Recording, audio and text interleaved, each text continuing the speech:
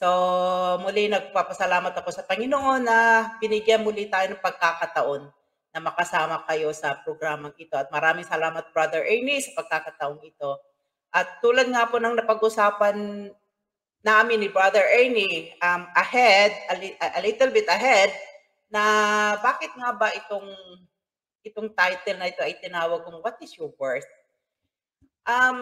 Lalong-lalo na po kasi sa mga panahon ngayon,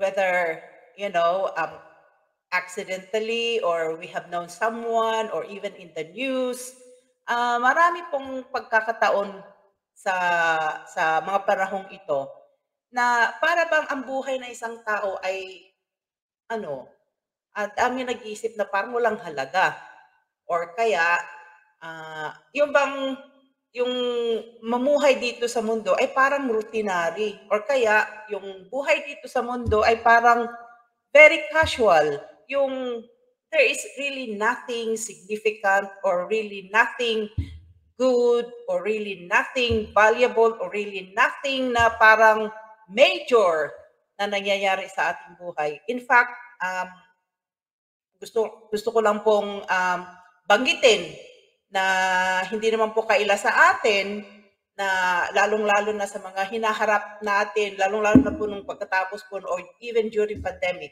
or even after pandemic or even up to this time. Ang dami po nating nababalita, hindi lamang balita, kundi ito po ay pangyayari. Maraming pangyayari na halos hindi na po maintindihan, hindi na po natin maiintindihan ano pong nangyayari sa mundo. Or kahit na po ano pong nangyayari sa buhay natin. Ayan, na maririnig natin sa news, ang daming mga sakuna, may it be man-made or may it be, yung talagang calamities sa iba't ibang panig ng mundo.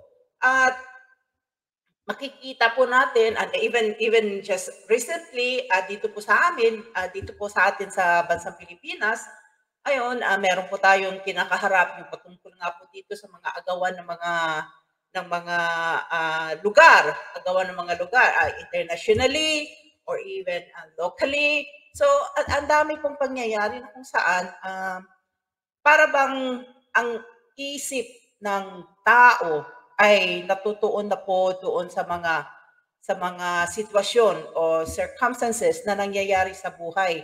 Until such time na may ibang tao dahil hindi na po nakakayanan ang mga pressures ng buhay ay, they resort to something that is not really good, of which they take their own lives. Yung iba, nawawalan ng tamang pag-iisip. So, kumbaga, yung pong worth,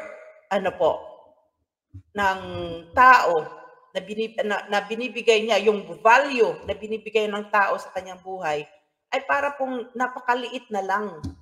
Na para bang, bakit pa nga ba ako nabuhay sa mundong ito? Kung ganito lang din na punong-puno ng problema, punong-puno ng struggles, punong-puno ng challenges, punong-puno ng kung ano-ano pa, na para bang wala nang maaring kalutasan sa mga pangyayaring ito. At kaya ko po nabanggit ito dahil just recently, we went to a place, and sa lugar na ito ay nakikita po namin yung so much poverty.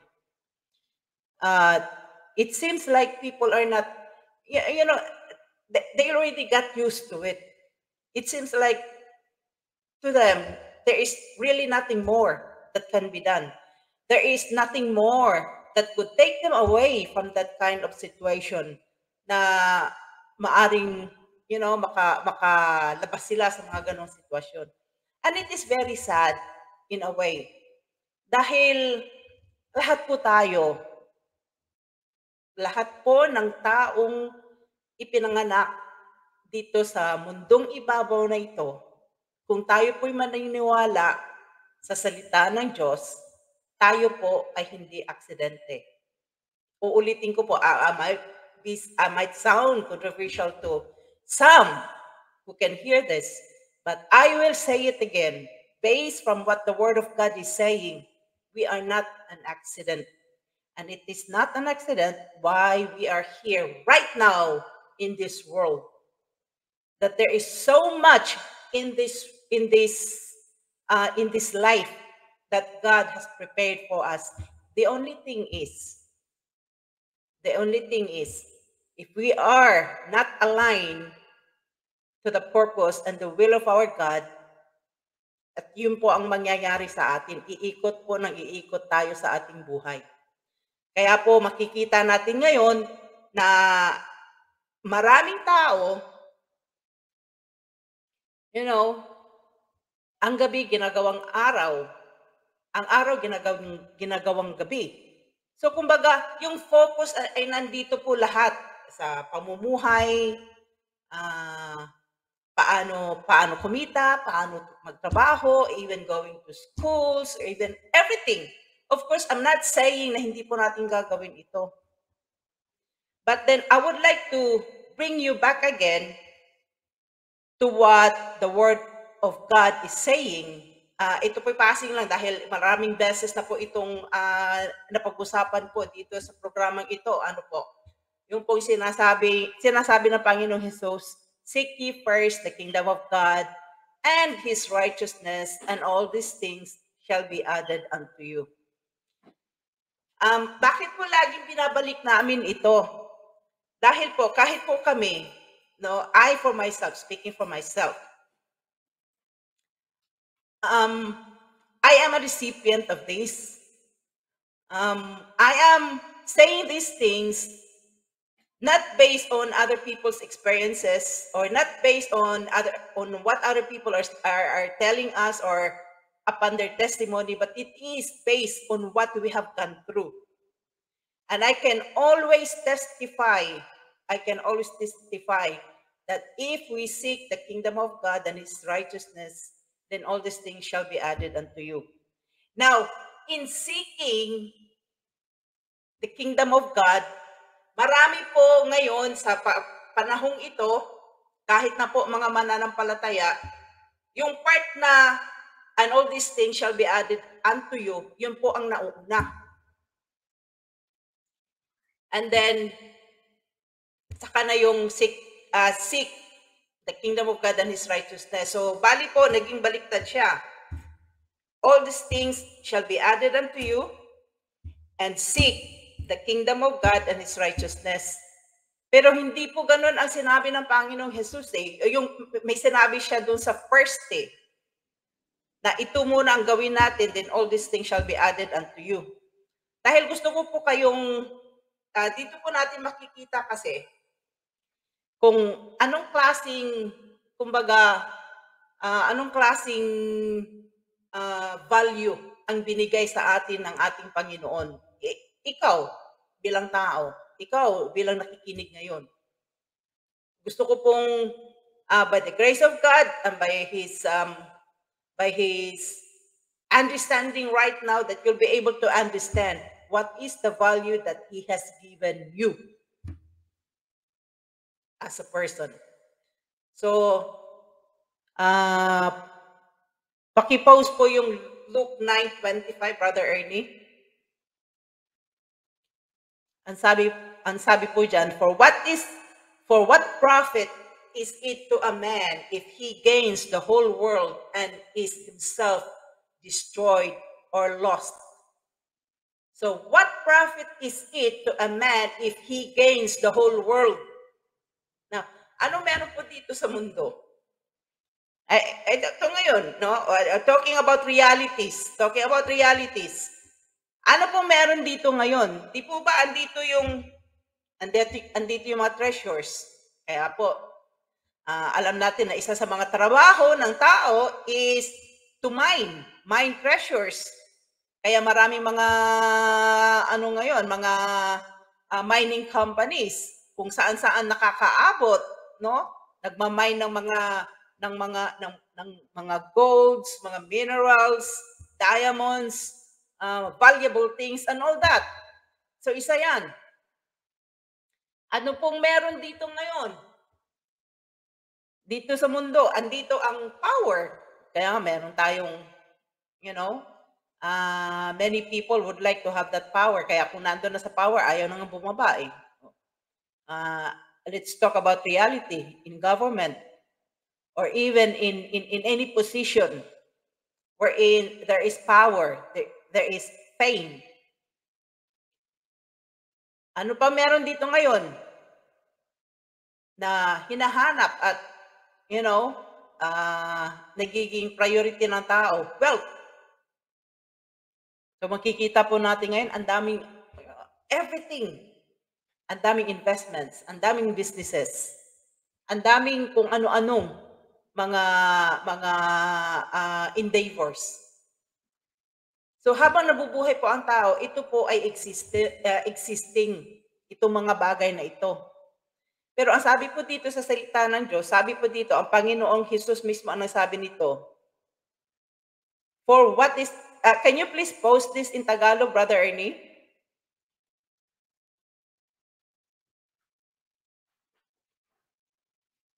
Paano po ito sa Tagalog?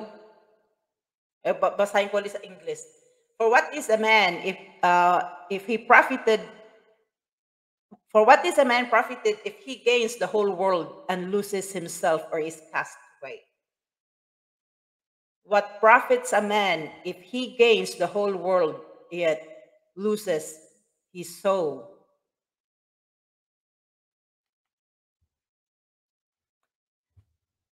So ano ang katumbas? Ano ang magiging, what is a profit? Ano ang magiging halaga? Kung ang isang tao, kahit makuha niya pala ang lahat dito sa mundo, wealth, power, fame, everything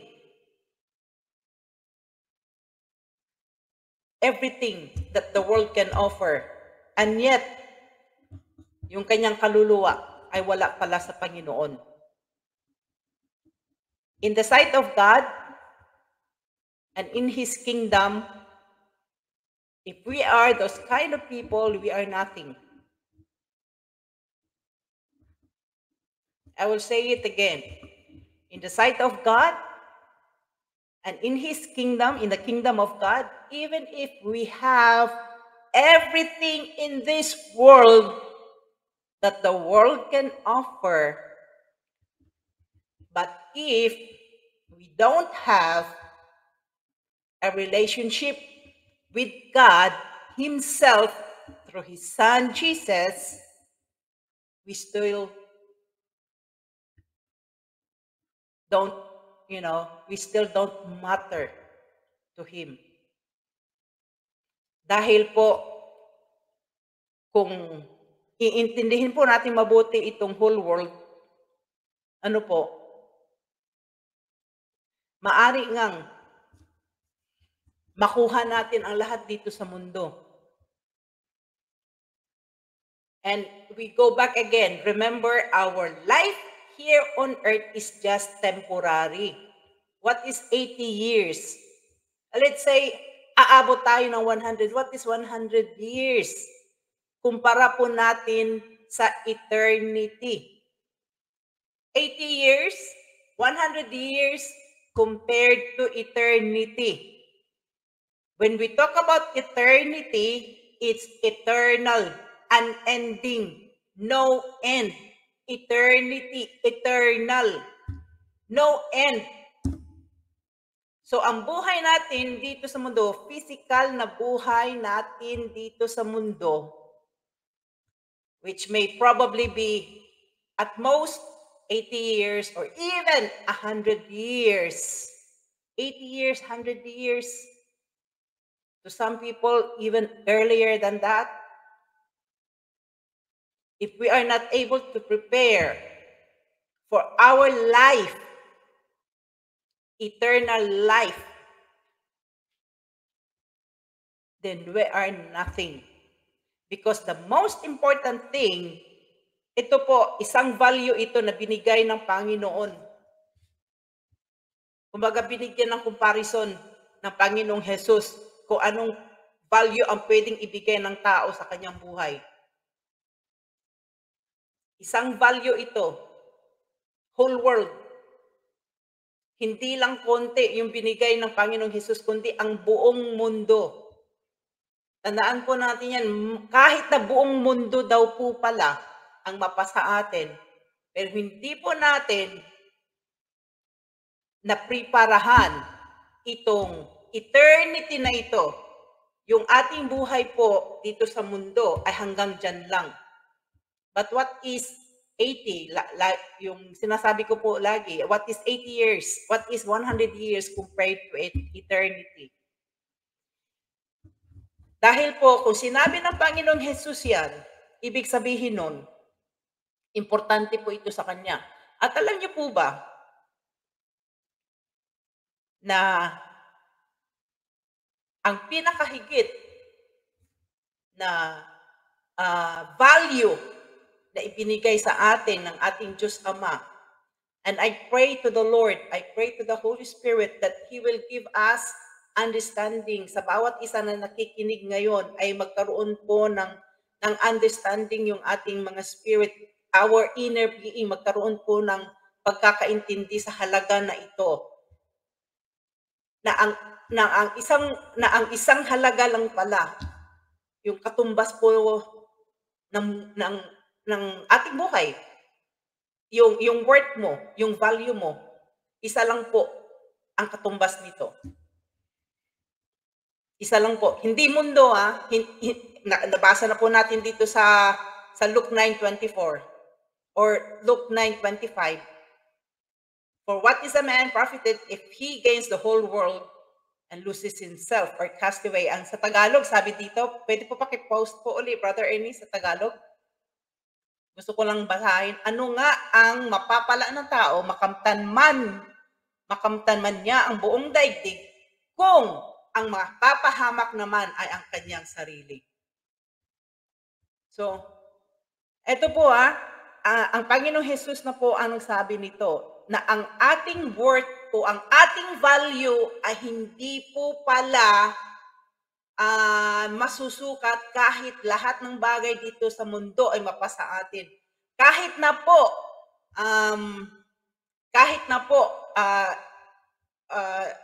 sa mga relasyon natin, hindi po pala yan ang worth natin. Kasi meron po tayong mga nababalitaan na lalong-lalo na pag may mga partners pag nagkahiwalay, yung iba hindi na maka-recover.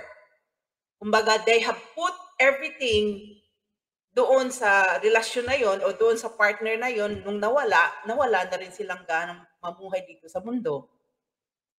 So, hindi po pala yun. Hindi po pala yun ang katumbas ng value natin. So, gusto ko lang pong maintindihan natin at makuha po natin ang halaga nito, na ang buong mundo, hindi pala yun ang worth natin, hindi pala yun ang value natin. Mas higit pa po pala ang value ng tao. At yan po ang gustong ipahayag, at yan po ang gustong maintindihan ng ating Diyos Ama, na nothing in this world can ever compare our worth, can ever compare the value that He has given us. Ganun po tayo halaga, ganun po kalaki ang halaga natin sa mata ng ating Panginoon. Ganun po ang worth na ibinigay niya sa atin. Isang bagay lamang po ang katumbas ng ating value. Punta po tayo doon sa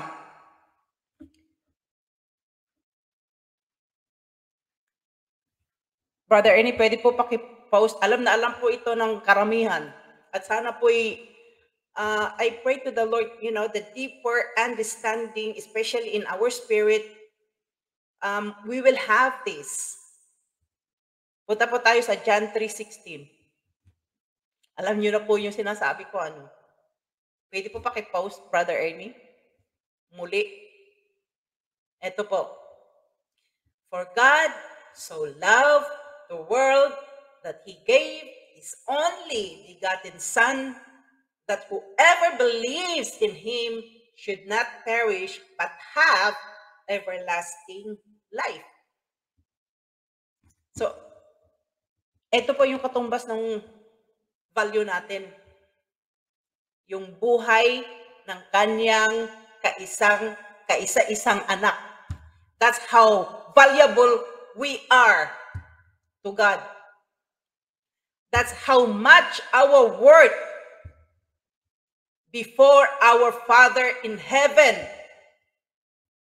Nakuha po natin yung bigat ng ginawa na ito ng ating Diyos Ama, na ang katumbas lang pala natin ay ang buhay ng kanyang anak. Kung hindi po ibibigay ng Ama ang kanyang anak in behalf of us,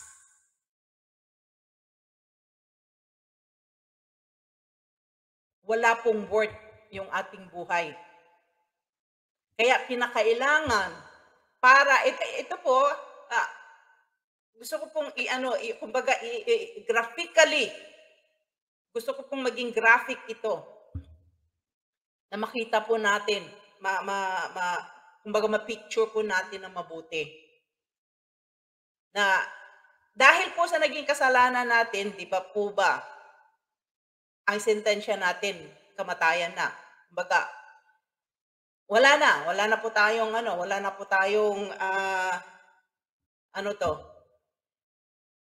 kumbaga sa court of law, may sentence na. And it has to be implemented. And it is a death sentence. Pero po sa ginawa ng ating Ama, binigay niya. In fact, Jesus is God Himself. But He has to be born into this earth as a human being para po maabot ang mga tao na kanyang nilalang na hindi naman nag-a-acknowledge sa kanya, na hindi naman naniniwala sa kanya, na hindi naman sumusunod sa kanya, na hindi naman nagbibigay ng effort na makilala siya.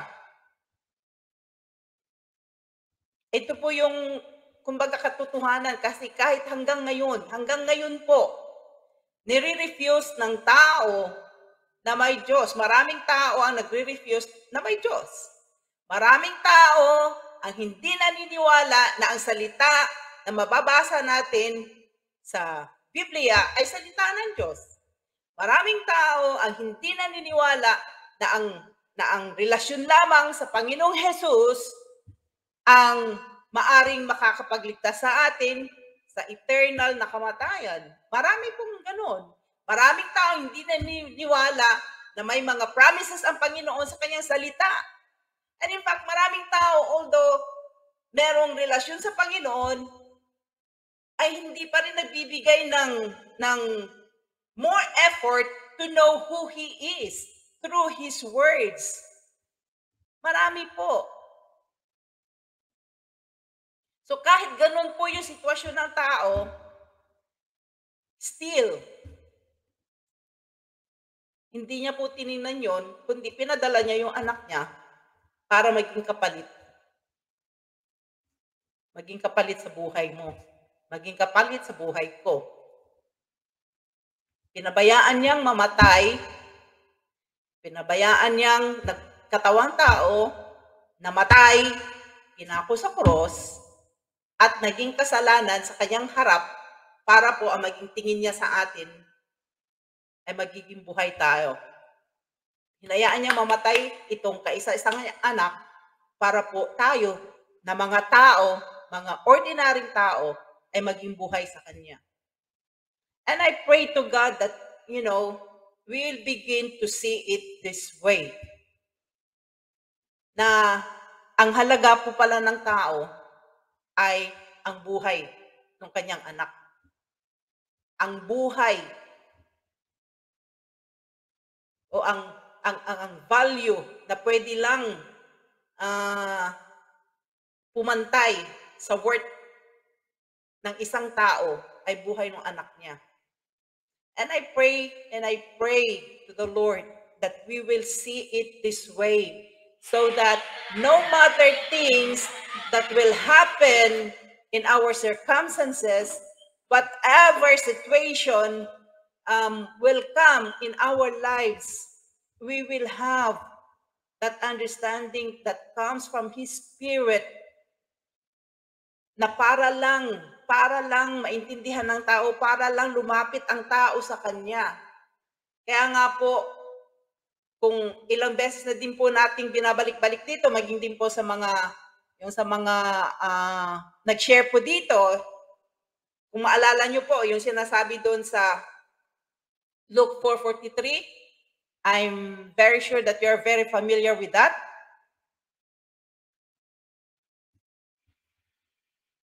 Brother Ernie, pwede po paki-post ulit. But he said to them, I must preach the kingdom of God to the other cities also, because for this purpose I have been sent. Ayun po, kitang-kita po natin, no? Yung rason, bakit niya po pinadala yung kanyang anak dito, ay para po sana makita ng tao na yung buhay dito sa mundo ay hindi lang po pala yun. Yung pamumuhay natin dito sa mundo ay hindi lang pala yun. Ang gusto niya po makita ng tao na meron pala siyang itinalaga, yung kaharian niya, na kahit dito sa mundo ay pwede po pala nating maging buhay yun. We will be guided by those principles. We will be guided through understanding about how it is to live in the kingdom of God. Kasi po, pag sinabi po kasi, marami po kasi na pag sinabi po natin kingdom of God, parang masyadong napakalawak, masyadong lalim intindihin. Masyadong out of this world. Of course, it is out of this world, because this world can never be able to compare the kind of life that God has for us in His kingdom. It will never. Kaya po pag yung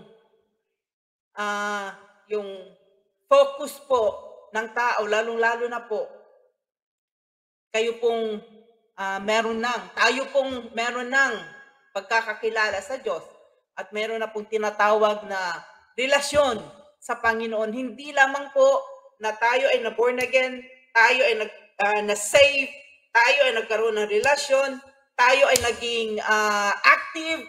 Hindi lamang po yun. Let us continue to seek more deeper understanding.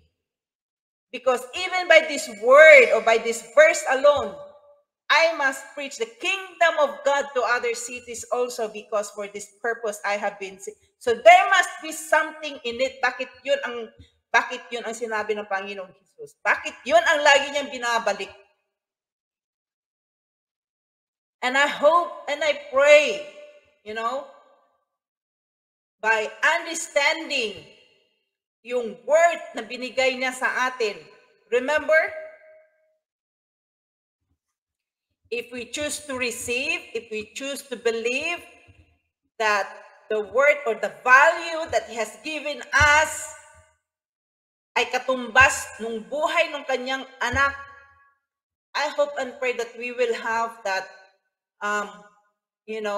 yung deeper na understanding gaano po kalaki ang halaga nun.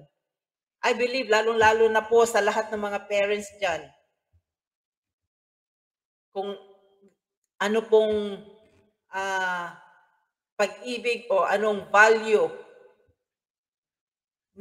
meron kayo, lalong-lalo na patungkol sa inyong mga anak. And translate that to what God has done through His Son. Kung sa ating bilang mga tao, kaya po ba natin gawin yun? Para lang sa adopted mo, you are willing to sacrifice your own flesh and blood. And that is who we are. We have been adopted into the family of God. If we choose to receive the Lord Jesus Christ, then we become children of God. If we choose to believe the Lordship of Jesus Christ, then we become part of the family of God. So para lang ma-adapt tayo, He has to give up His Son. But that is the kind of value we have. So don't ever believe na yung buhay natin o buhay mo dito sa mundo ay wala lang. Parang, wala namang magandang nangyayari. Walang nagmamahal. Or, I am abandoned. Hindi po. We have the greatest love that is very much available to us. The only thing is, are we willing to receive that? Are we willing to accept? Are we willing to believe that? Because we have to believe. We have to believe. That's the only thing. Because if we choose to not believe, then the benefit will not be for us. Kasi andyan lang yan eh. It's either we receive, it's either we believe. At kaya po, bakit lagi naming inuulit-ulit dito yung patungkol po sa kaharian o sa paghahari ng Diyos sa ating buhay. Dahil dito po natin malalaman kung paano nga po tayo dapat mamuhay dito sa mundo. Kaya nga po, ilang beses din inulit-ulit ito ng Panginoong Jesus na ang kaharian ng Diyos. Dahil ito po ang hindi naiintindihan ng maraming tao. Kailangan pala maging part tayo dito sa kaharian ng Diyos. Maging part tayo dito sa paghahari ng Diyos. Kahit dito po sa lupa. Because there are so many principles that our God is teaching us through this. And especially if we keep reading the Word, and we will understand how it is to live in His kingdom even while we are alive here on earth. Because if we are no longer alive here on earth, then it will be too late. It would be too late. There will be judgment if we are no longer here on earth. So a decision has to be made.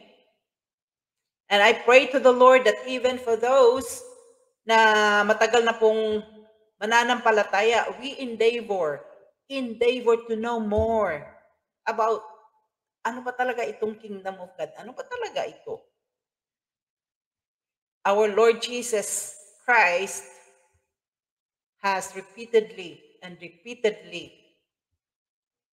is telling the people and to those, even during His time when He was still here on earth, He was still alive here on earth, na hindi tayo maging katulad ng mga tao na ever hearing without understanding, ever seeing without perceiving. But we become those people who will seek more. Remember, yung isang principle sa kaharian ng Diyos, we have to seek so that we'll be able to find. We have to ask so that we can have. We have to knock so that the door will be open. We need to do something. We need to do something. Because if we don't ask, then it will not be given. If we don't seek, then we will never find. If we don't knock, the door will not be open. That's the principle of that. That's one of the principles of the kingdom. We have to seek, we have to knock, we have to ask. So if you wanted to know more, keep on asking, keep on seeking. Don't be contented na save na tayo. Don't be contented na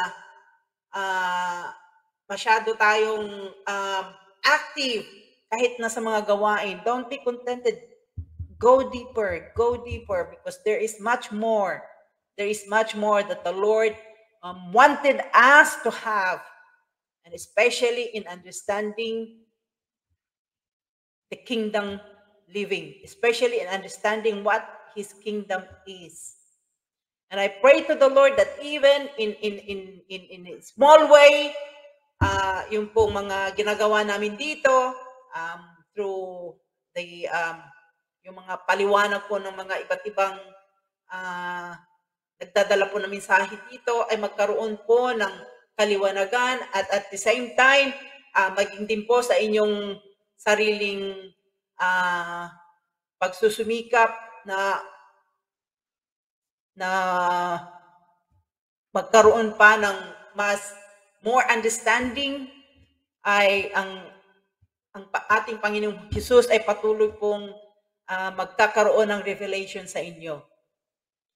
At meron po akong iiwanan na isang verse. Ito po ay sabi ni Pablo. Punta po tayo doon sa Ephesians 3:18.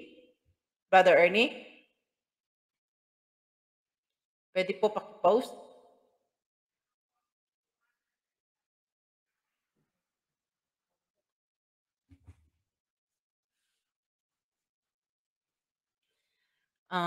Dito na po tayo sa may verse 18 to 19. You know? Or umpisa po tayo dito sa 14. Sabi po dito, basahin ko na lang po, okay?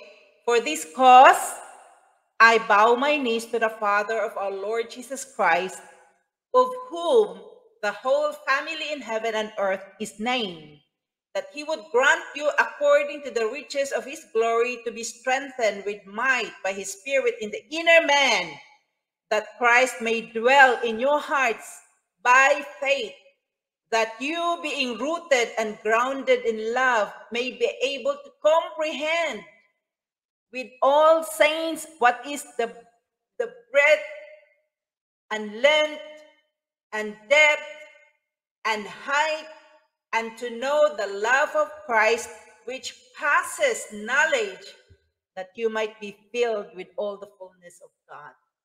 And that is my prayer for each and every one. I really pray to the Lord that you will have this understanding kung gaano po kalaki, gaano po kataas, gaano po kalalim, gaano po kahaba ang pag-ibig ng ating Panginoon sa atin. Remember, the worth that He has given us, the value that He has given us, ang katumbas po nun ay buhay ng kanyang anak. Yun lamang po ang katumbas. Yun lamang po ang value na pwede pong ikukumpara sa atin. Buhay. And I pray to the Lord as we continue to have this kind of understanding,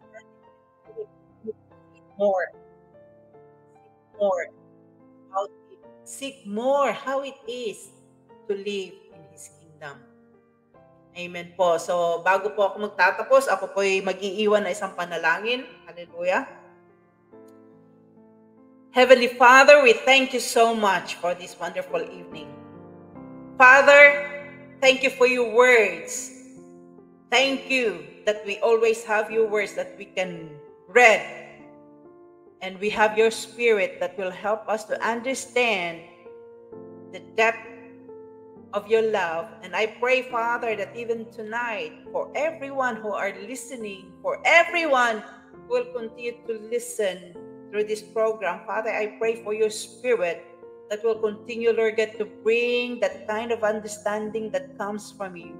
That, Father, we will be able to understand more Lord, about your plans and about the things that you have already prepared and about the things, Lord God, that you have already given to us, your people, and even for the coming days, Lord God, and even the eternity that you have already, Lord God, prepared for us. I pray, Lord God, for that understanding so that people, Lord God, will be able, Lord God, to go back to the fold and go back, Lord God, in living in your kingdom.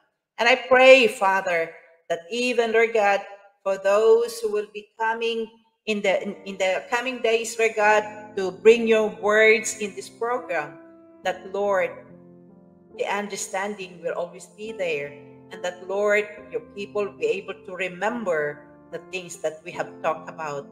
Lord, marami pong salamat, Lord God, sa gabing ito. And I entrust everyone to you, Lord God, that Lord, no matter what the things that we are facing or we will be facing, even situations, circumstances, Lord God, we continue to hold on to your words and continue to hold on that, Lord, you have loved us so much and will continue to love us so much. So thank you so much, Lord. I just entrust everyone to you. This I give thanks and praise in Jesus' name. Amen.